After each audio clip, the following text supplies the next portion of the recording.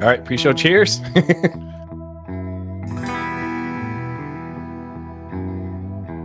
Hello, Internet. Welcome to the show. Thank you for joining us. On today's episode of the DNA Sports Recap, let's go ahead and wrap up the Utah Jazz Summer League in Vegas. Let's talk about the NBA and the new rules, as well as the mid-season tournament. We're also going to quick touch on the Damian Lillard trade, as well as the Utah Jazz's most recent signing. We're also going to cover a little bit about college football, the Big-12 Media Day, as well as the upcoming Pac-12 Media Day. And we're also going to recap who's hot in the Major League Baseball and all that and more. Once again, folks, my name is Darren. That is AJ. This is the DNA Sports Recap. Roll the intro.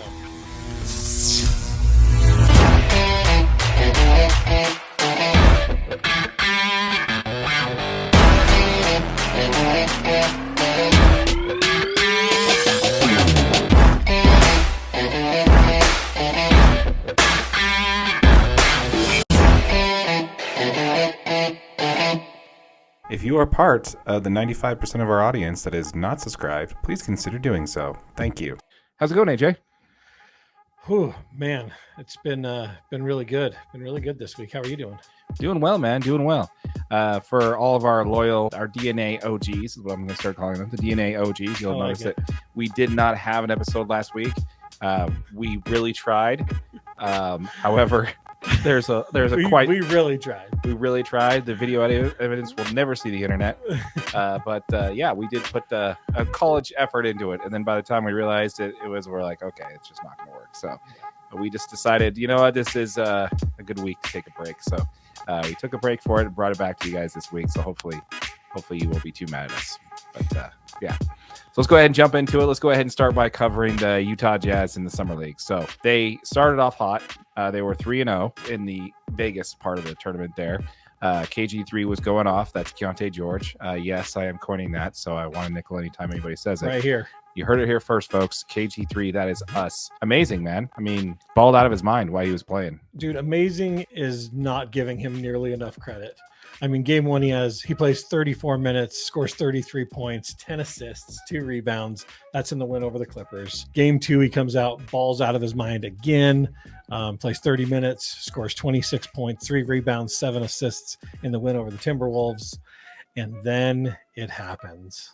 Yes. With 1 minute left in the first half of play, he goes down with an ankle injury. So the Jazz still carry on to beat the Nuggets. Ochai Agbaji has some really good minutes. He plays 32, scores 14, 7 rebounds, 2 assists. And then Luka Samanic also has a really good game. He plays about 23 minutes and scores 14 points and 7 rebounds. So the Jazz go on to win. They beat the Nuggets, but they definitely didn't look like the same team they were with KG3 on the floor. That's for sure. Absolutely. And he's pulling in 21 points per game, shooting 53% from the field, averaging six assists a game and 2.6 rebounds, averaging 25 minutes per game. That comparatively to the Salt Lake Summer League, where his minutes were up. He was averaging 27.8 minutes, but on average, his points were down by 4 points per game. His shooting percentage was down by almost 10%. So he definitely performed better once he got the bugs out. Yeah, you could see that he got a lot more comfortable. Yeah, and his passing ability, I think, was severely underrated in the draft. Like, watching this guy just throw some dimes were just really amazing. Yeah, his court vision is excellent. Yeah, I mean, he actually saw some stuff that you were like, how did he even see that guy coming from the backside? Or you know what I mean, and he threw some really good forward-looking passes and stuff. Yeah, he was very, very fun to watch. It was. Him and Ochai Agbaji definitely looked like they were 2 players that shouldn't have been on the floor in this league. Yeah, I just wish they would have pulled Keyonte a little bit earlier in that game and just been like, okay, man, let's sit you down, because unfortunately this is the second time he's re-aggravating the same injury in the same year. And hopefully he'll be ready for fall camp. Yeah, I read a report that there's, the x-rays, everything's done. There's no ligament injury. Like, he should be good to go. Pulling him out of the summer league was mostly just precautionary.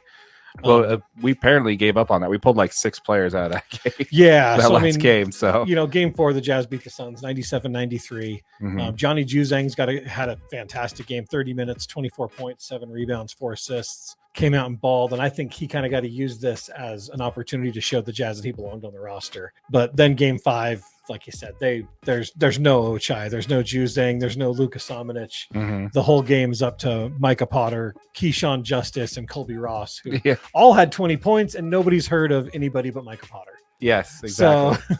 So, but yeah, the Jazz lose in that game 5, lost to the Rockets. That was the first round of the playoffs for the summer league. So that ended the Jazz's season.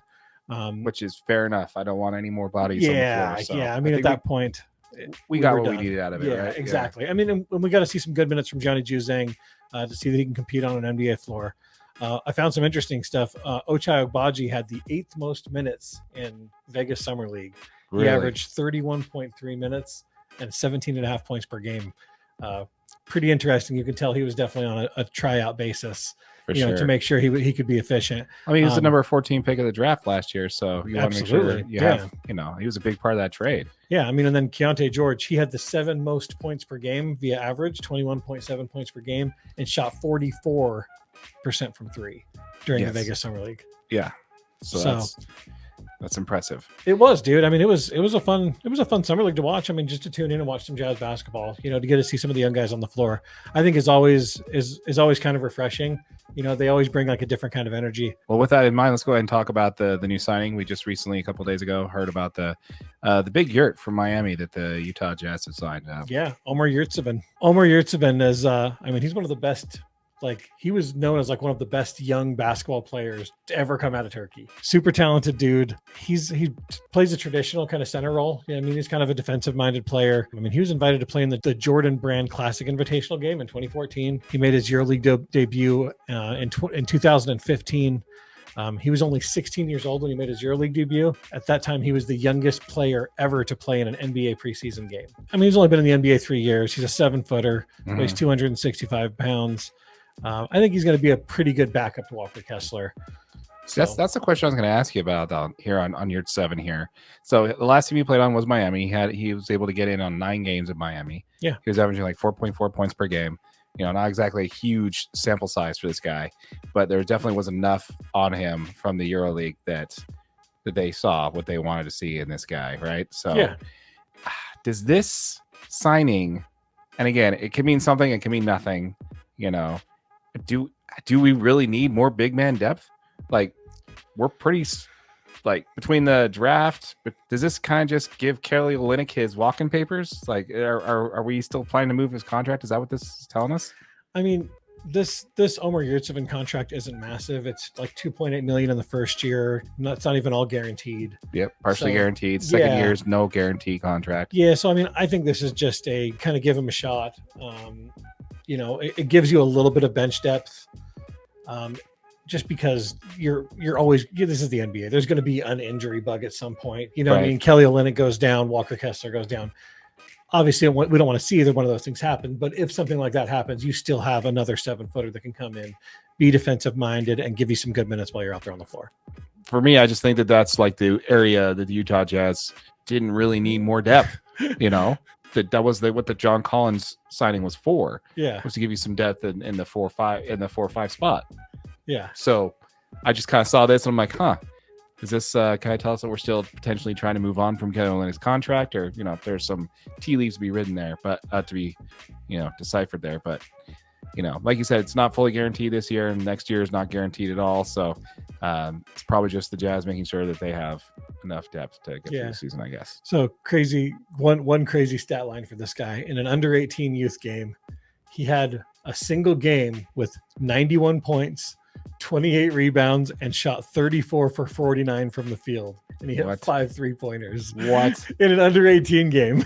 That's nuts. That is a fun stat. I didn't see any of that. I didn't catch that. Yeah. Well, this team loves its Turkish players, so absolutely.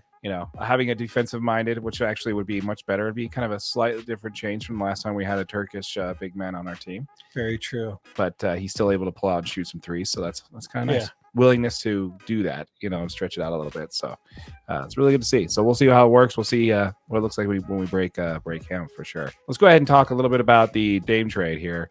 So as of today, which is July 20th, we still don't have a Dame trade. This is very much reminiscent of the Aaron Rodgers situation for me, where There's one team that wants him. There's one team that he wants to go to, but the other team is saying, you know what? No, we're not really going to trade you there. We don't like what they're offering. We're going to get the most we possibly can out of you. ESPN 700, Spence Checkett stated that Will Hardy is campaigning hard for the Utah Jazz to trade for Damian Lillard. You know, you and I have discussed quite extensively on this show that while we don't think that he wants to come here, the Utah Jazz is probably going to be the best chance for him to win a ring in the next couple of years than any other team in the league. Because as Dame is an elite first option, the rest of the Utah Jazz is nothing but a team of elite role players that can fit in perfectly with this game. He's such a good fit, man. Yeah. I mean, just especially like even some of this bench depth that they just added. The Jazz look deep. They look talented. They can continue to bring it off the bench. They got a bunch of players that play with a ton of energy. That's exactly what Dame Lillard needs in his 10th year in the league. You know, like he needs some guys to come in and pick him up sometimes. He's been playing all those years in Portland where he's got to be the guy to come in and make a few big shots and do the antics to get everybody rolling and going. And I think to have some of these younger guys that can come in with energy and he could help feed off of that, I think it's a fantastic fit. I hope that Will Hardy's his campaigning carries through and Danny Ainge can put something together.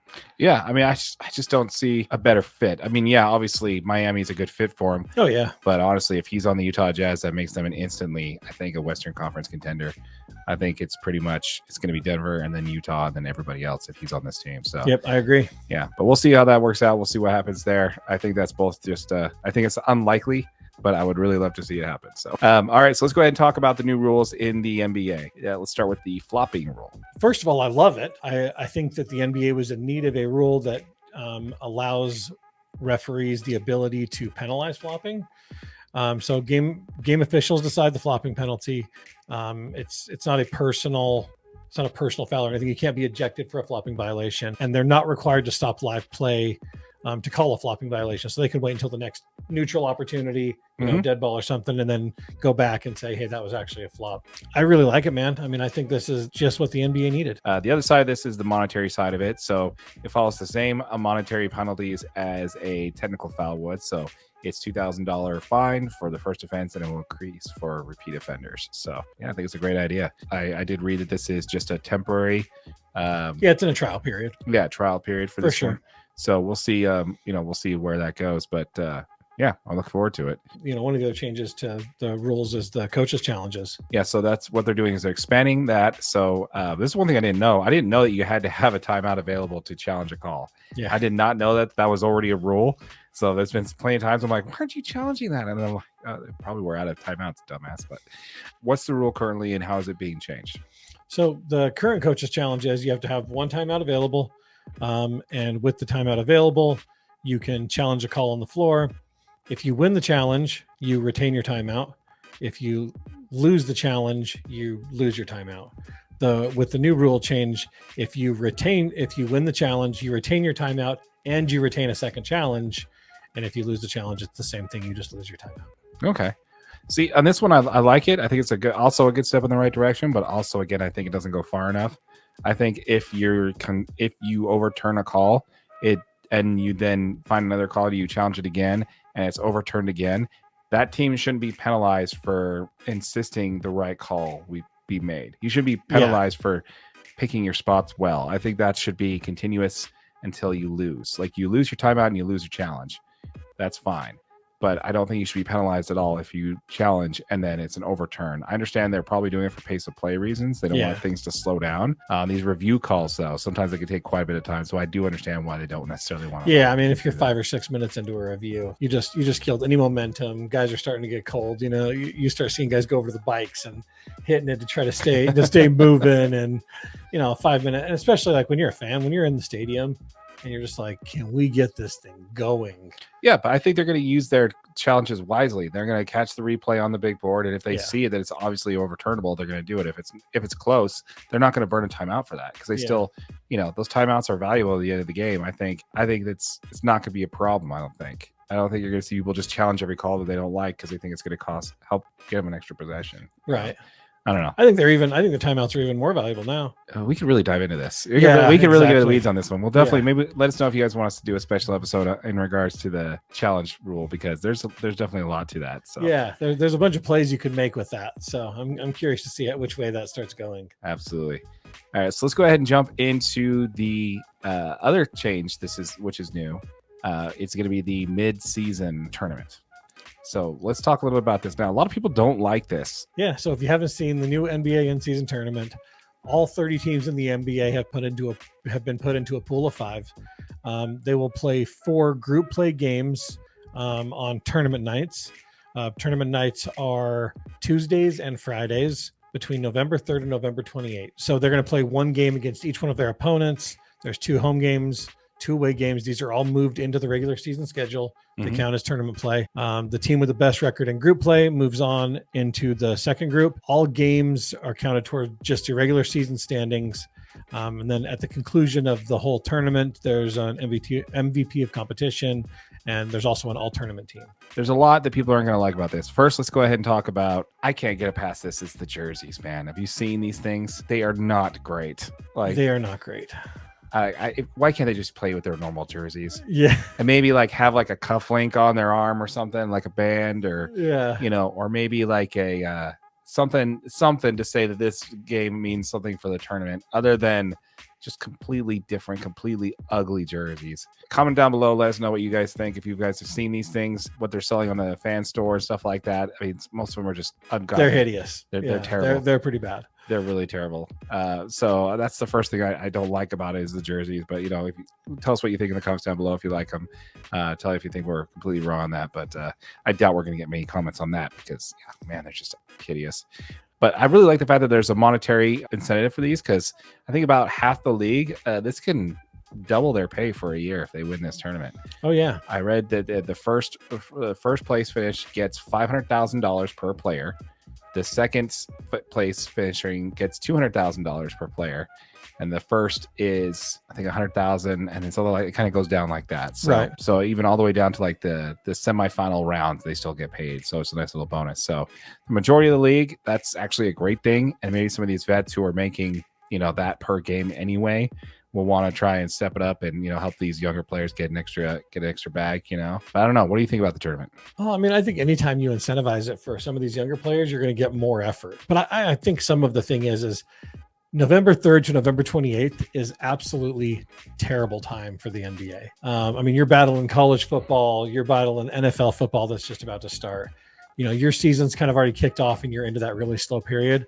I think this kind of adds some fun, might increase some of that viewership during a time where NBA basketball is just kind of in a lag before or after football kicks off. So I think it's awesome, man. I look forward to seeing more effort on the court. Hopefully some of these tournament games do end up counting and turn it into something that makes some fun baseball or fun basketball. Because I mean, think if you could get any kind of NBA playoff basketball in November, I'll take it. Oh yeah. No, I think the biggest thing for me was before I heard that it was part of the regular season schedule. Once I heard that, I'm like, okay, there we are. We're not stopping the middle of the season to do this crazy tournament and then have the All-Star game 2 weeks later. It's just a great way to kind of kill the momentum of any team, right? I'm glad we're not doing anything like that. Let's go ahead and move on to Major League Baseball, shall we? Excellent. So first, Major League Baseball All-Star game. So the All-Star game, which was in Seattle this year, the NL won the All-Star game 3-2. Elias Diaz from the Colorado Rockies won the MVP. He hit a 2-run homer that puts the National League on top for their first win since 2012, which was in Kansas City. That snaps a 9-game AL winning streak in the All-Star game. Yeah, that is crazy. Who does he play for? The Colorado Rockies. Oh, so that's some good news for the Rockies then. Yeah. Well, then there's not a lot going on. Yeah, not a lot going on for the Rockies. Yeah. Is Chris Bryant even playing right now? I don't know. Yeah. But yeah, Elias Diaz, good story there. So he definitely falls in that category of we need to have one representative from every team, regardless whether there is an all-star or not. And he's actually a pretty decent catcher, but you already had catchers like Will Smith and, JT Realmuto and all these other people that would definitely be higher ranked than him. So the fact that he got in and he made the most of it, I think that's fantastic. Yeah. Let's go ahead and move on to the home run derby. Vladimir Guerrero Jr. Wins the home run contest, which is awesome. He's been to the finals of that, and he's also been in a few of them. So it's great to see him be able to bring home the trophy for the home run derby contest.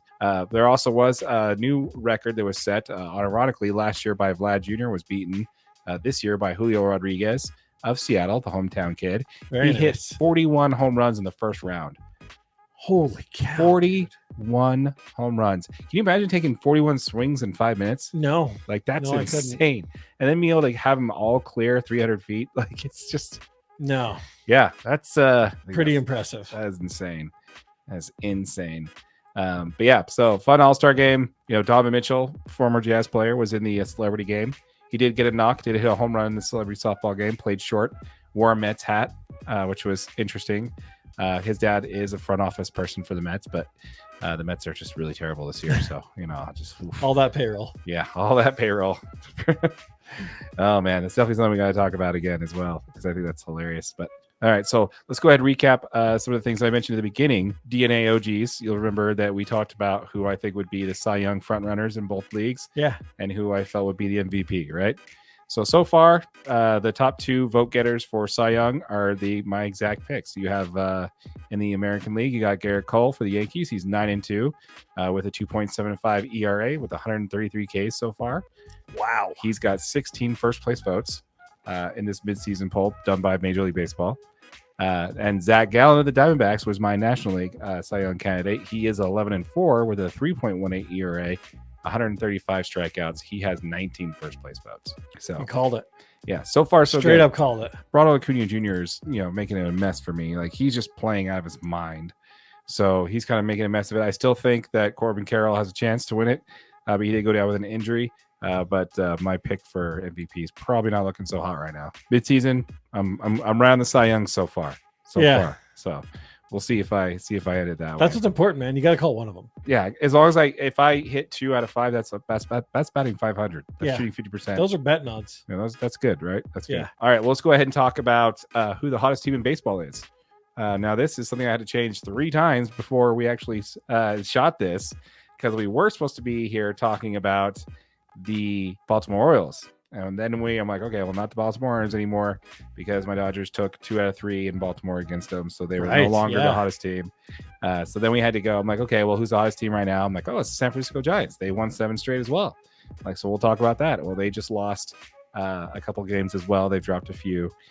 So they're no longer the hottest team in baseball. The hottest team in baseball is the Texas Rangers. They have won 6 straight. They are 7-3 in their last 10 and have a run differential of 166 plus.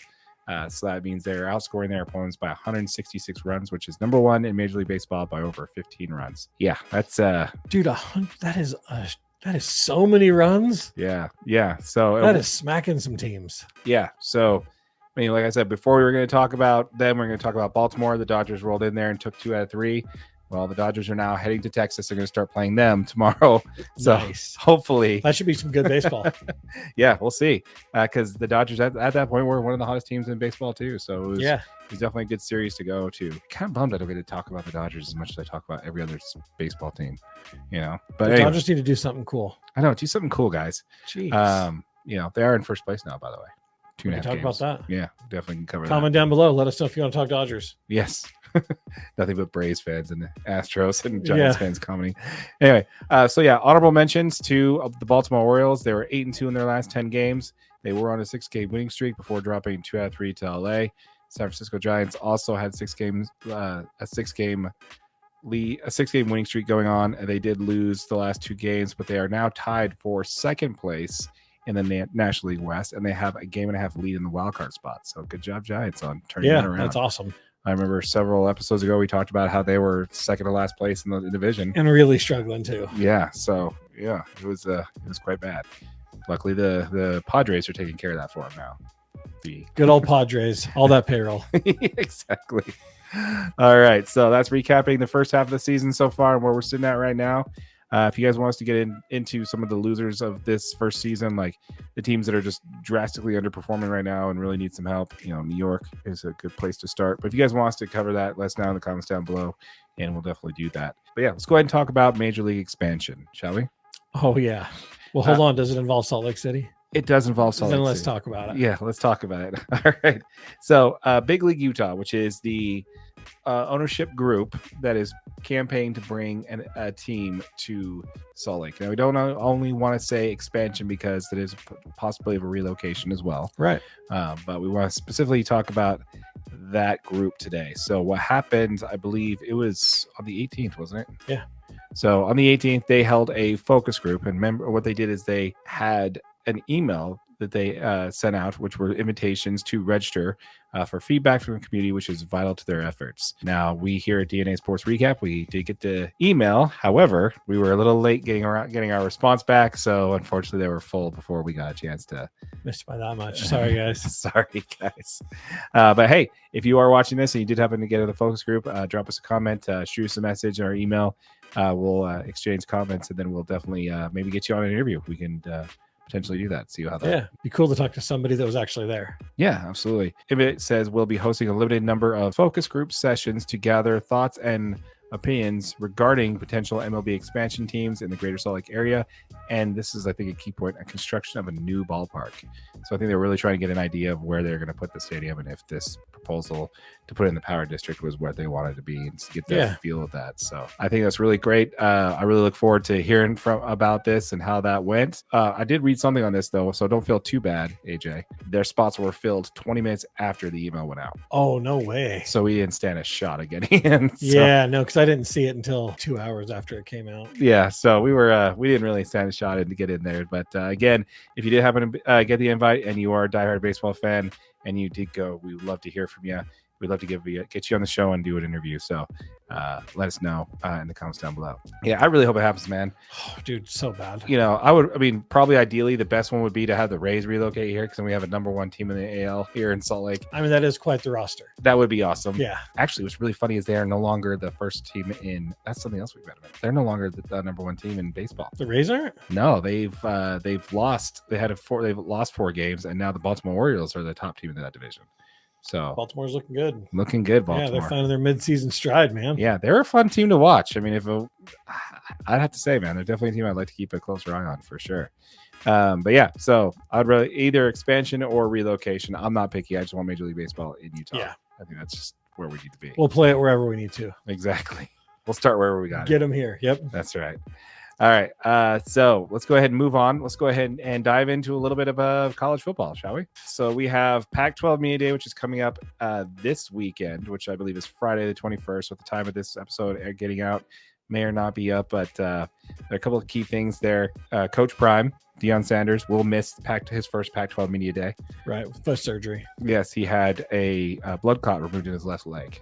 So, okay. So I thought it was foot surgery. It might have been foot surgery. No, that makes more sense. He had a few surgeries. So okay, but one of them was a blood clot. He will not be attending the Pac-12 Media Day.